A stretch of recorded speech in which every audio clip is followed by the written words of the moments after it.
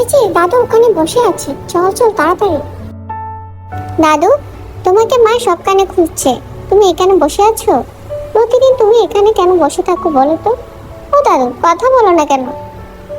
দাদু, আজকে তোমাকে বলতেই হবে, তুমি কি কারণে এখানে এসে বসে থাকো। আমাদের আজ বলতেই হবে, না হলে আজকে আমরা বাড়ি যাব না।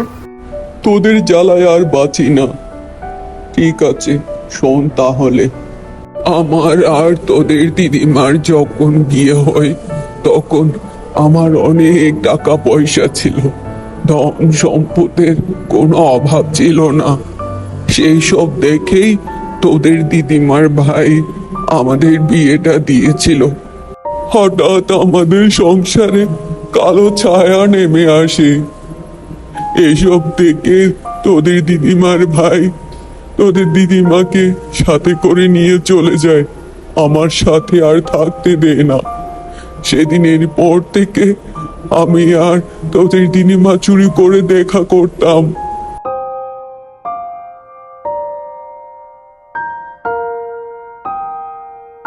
তোমার কি মনে আছে, আজকে আমাদের বিয়ের 1 বছর পূর্ণ হলো? কেন মনে থাকবে না রেশমি, তোমাকে তো আমি অনেক ভালোবাসি, কিন্তু আমরা যে দুজন দুই জায়গায় থাকছি সেটাই তো আমার মনে বড় দুঃখ। সবকিছু ঠিক হয়ে যাবে, চিন্তা করো না।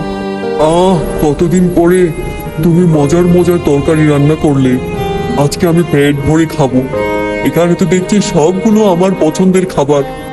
গাটা গুলিয়ে খুবই বমি আসছে, তাড়াতাড়ি এখান থেকে উঠে যাই।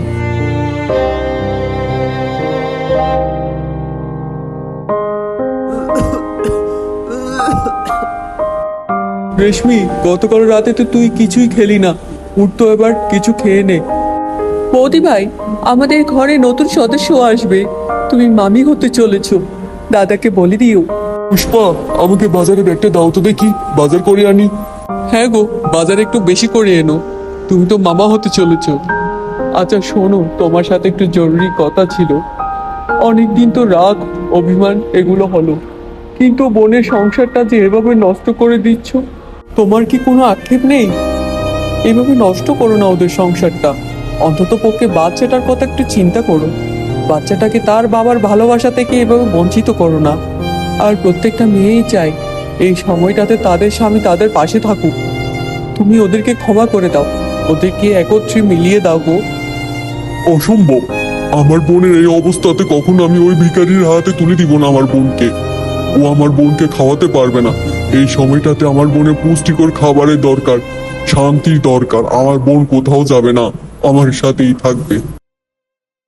রেশমা, তাহলে আমি এই সময় তোমার পাশে থাকতে পারবো না?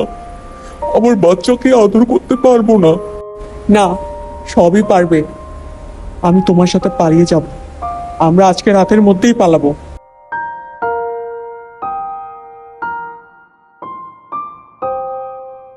রেশমা, কোথায় যাচ্ছিস তুই? তোর এত বড় সাহস, তুই এই অবস্থায় ঘরের বাইরে যাচ্ছিস?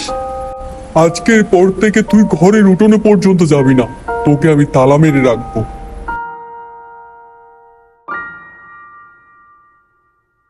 হে ভগবান, আমার দাদাকে তুমি সৎ জ্ঞান দাও। আমি তোদের দিদিমার জন্য অপেক্ষা করছিলাম, এদিক ওদিক পাইচারি করছিলাম, হাত পা ভয়ে ঠান্ডা হয়ে আসছিল। সেদিন রাতে তোদের দিদিমা আর আমার কাছে আসতে পারলো না, আমি আমারও একা হয়ে গেলাম। দেখতে দেখতে 9টি মাস কেটে যায়, একদিন জানতে পারলাম আমার কন্যা সন্তান হয়েছে। বৌদি, আমি তো কখনোই তার সাথে সংসার করতে পারবো না। আমার বাচ্চাটা তার বাবাকে কখনোই দেখতে পারবে না মনে হয়। রেশমা, বোন আমার, অনেক সাবধানে থাকবি, আর বাচ্চার ভালো করে খেয়াল রাখবি।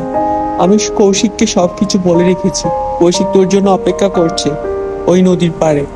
কৌশিক তোর জন্য একটা বাড়ি কিনেছে, তাও এখান থেকে অনেক দূরের একটা গ্রামে।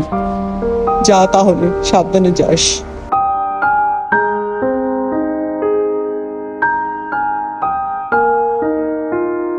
বৌদি ভাই, তোমার এই উপকার আমি মরার আগ পর্যন্ত মনে রাখবো।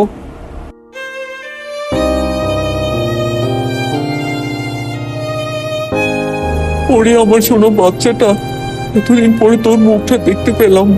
কৌশিক, তাড়াতাড়ি এখান থেকে চলো, দাদাভাই জানতে পারলে অনেক ক্ষতি হয়ে যাবে। কৌশিক, আমাকে বাঁচাও, আমি পড়ে যাচ্ছি। কৌশিক, কৌশিক, আমাকে বাঁচাও, আমি পড়ে গেলাম। সেই দিন আমি আমারও তোদের দিদিমাকে হারিয়ে ফেলি। আমি অনেক খুঁজেছি কিন্তু পাইনি, আমি নিরুপায় ছিলাম। আপনি এসেছেন, অনেক খুশি হয়েছি আমি। আপনার যদি কোনো সাহায্যের দরকার হয় আমাকে জানাবেন। অবশ্যই জানাবো দাদা। আমি তাহলে ঘরে গেলাম, আমি অনেক ক্লান্ত।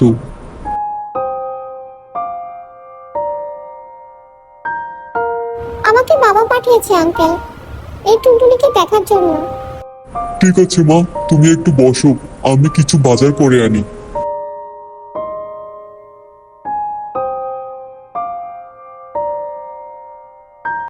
মা, দুষ্টুমি করে না, খাবারগুলো খেয়ে যা। চকলেট দিব না কিন্তু, আমি সত্যি সত্যি বলছি, চকলেট দিব না। এই সব খাবারগুলো শেষ করতে পারলে আমি মজার মজার চকলেট খাওয়াবো।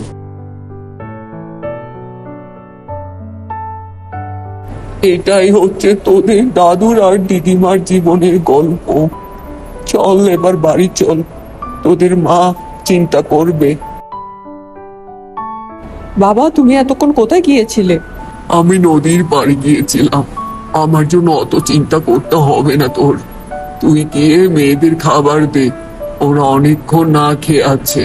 ঠিক আছে বাবা, তুমিও তাহলে হাত মুখ ধুয়ে আসো, তোমাদের একসাথে খাবার দিয়ে দিব।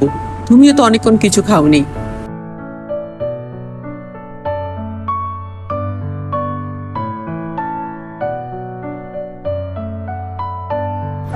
এই ঈশ্বর, এই কেমন স্বপ্ন দেখলাম আমি।